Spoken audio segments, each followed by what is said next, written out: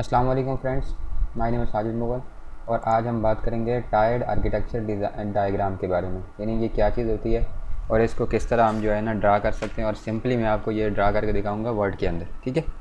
तो क्योंकि हमारा जो कुछ प्रोजेक्ट है वो लॉगिन से रिलेटेड है, लॉगिन पेज से रिलेटेड है, तो इसलिए मैं आपको लॉगिन पेज का जो है ना वो टायर्ड आर्किटेक्चर डायग्राम बना के दिखाऊंगा। तो सबसे पहले हम इसको ख़त्म करते हैं। यहाँ सब देखते हैं हम सबसे पहले क्या चीज़ टायर्ड। ये टायर्ड क्या चीज़ होती है? बेसिकली कोई भी सॉफ्टवेयर हो ना तो उसको हम जो है ना यानी कि दो तरह से मेन देखते हैं, ठीक है। एक उसका होता है लॉजिकल व्यू और दूसरा होता है फिज़िकल व्यू, ठीक है।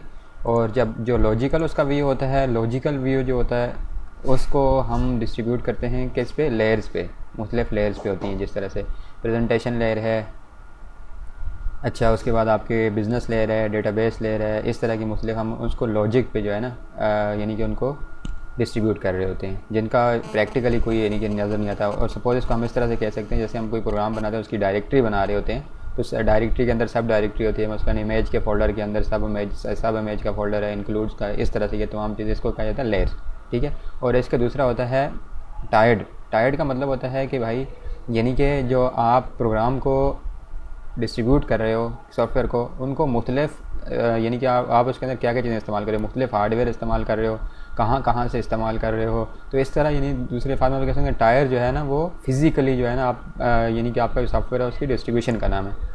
तो आए मैं आपको इसका ड्रा करके दिखाता हूँ किस तरह से हम जो है ना इसको ड्रा करेंगे, ठीक है।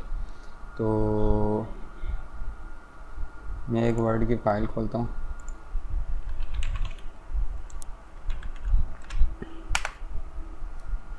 अच्छा ये देखें, ये हमारे पास जो है ना वर्ड की एक फ़ाइल है। तो मैं एक काम करता हूँ, यहाँ से एक पिक्चर उठा लेता हूँ पहले कंप्यूटर स्केच के नाम से, ठीक है, जिसको हम मुख्तलिफ इसकी प्रेजेंटेशन में इस्तेमाल करेंगे।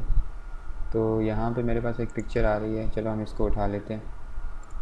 इसको मैं यहाँ से कॉपी करता हूँ, ठीक है, और यहाँ पे ला के इसको कंट्रोल वी की मदद से मैंने पेस्ट कर दिया, ठीक है। तो ये इस तरह से ये पिक्चर हमारे सामने आ गई एक। अच्छा तो आप चाहें इसको आप क्रॉप भी कर सकते हैं।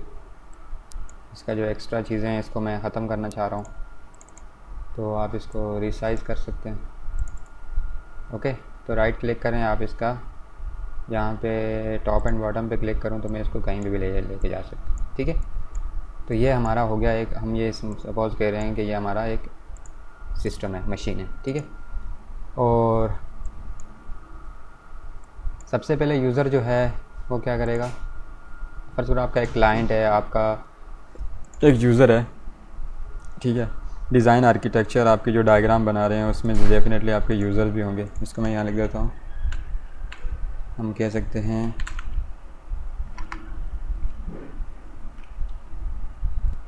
हम इसको ये कह सकते हैं कि ये tired architecture diagram of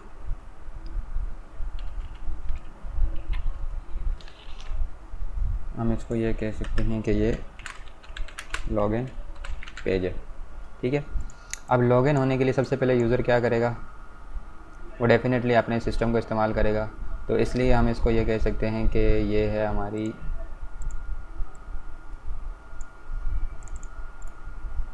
add text करें क्लाइंट मशीन। यूज़र जो है ये इस क्लाइंट मशीन के थ्रू हमारे सिस्टम्स को इस्तेमाल करेगा, ठीक है, कहीं से भी इस्तेमाल कर सकते हैं, ठीक है। अब मैं इसको इसी को जो है कॉपी कर लेता हूँ,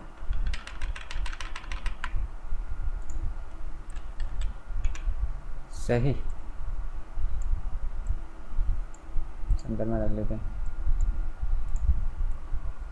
ये हमारी क्लाइंट मशीन है और ये इंटरेक्ट करेगी किसके साथ, डेफिनेटली जो हमने जो एप्लीकेशन बनाई होगी तो वो जो है हमने अगर वेब सर्वर पर रखी हुई है, तो ये डायरेक्टली जब क्लाइंट यहाँ से इंटरेक्ट करेगा ब्राउज़र के थ्रू तो वो किसके पास जाएगी, वेब सर्वर के पास जाएगी, ठीक है। तो हम यहाँ पे एक वेब सर्वर के नाम से भी एक क्रिएट कर लेते हैं,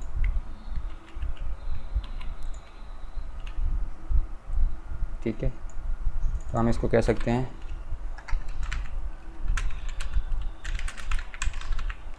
वेब सर्वर मशीन, ओके।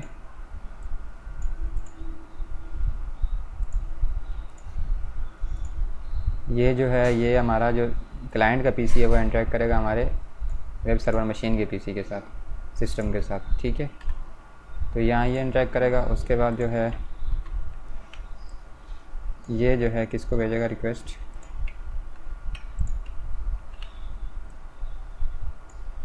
ये रिक्वेस्ट भेजेगा हमारे डेटाबेस को, डेटाबेस मशीन। ये जो है ना जहाँ डेटा पड़ा हुआ है, आप इसको नोड कह सकते हैं, कहीं भी पड़ा होगा जहाँ पे भी। तो ये आपका, अब ये देखें इसका ये स्ट्रक्चर है किस तरह से बना, ये डायग्राम इसकी कि क्लाइंट जो है, अच्छा तो इस तरह जो है ना जब एक यूज़र यहाँ से लॉगिन होगा, ठीक है, और वह इन्फॉर्मेशन अपने वेब सर्वर मशीन को भेजेगा, और वेब सर्वर मशीन जो है ना वो डेटाबेस को भेजेगी, और यहाँ से उसका डेटा जो है ना वो वैलिडेट होने के बाद, यानी कंफर्म होने के बाद वापस किसको जाएगा, वेब सर्वर मशीन को या होस्टिंग पे, ठीक है। और उसके बाद जो है ये यहाँ से प्रोसेस करके उसकी क्लाइंट मशीन को भेज देगा डेटा उसके ब्राउज़र में। तो ये इस तरह जो है ना ये हमारा फिज़िकल डिस्ट्रीब्यूशन ऑफ एप्लीकेशन है। तो ये जो है ना हमारा कंप्लीट हो गया टायर्ड आर्किटेक्चर डायग्राम। तो आने वाले जो मुख्तलिफ डायग्राम है वो मैं इस तरह से डिस्कस करता रहूँगा। अगर आपको ये डायग्राम पसंद आई है या और ये काम पसंद आया तो अपनी डायग्राम इस तरह से बनाएं, ठीक है। और आप और कमेंट्स में आप मुझसे पूछ सकते हैं। हमारे चैनल को सब्सक्राइब करें, और इसके बाद जो नेक्स्ट आने वाली इसके अंदर मुख्तलिफ डायग्राम है वो भी सबको मैं एक एक करके डिस्कस करूँगा। ओके, अल्लाह हाफ़िज़।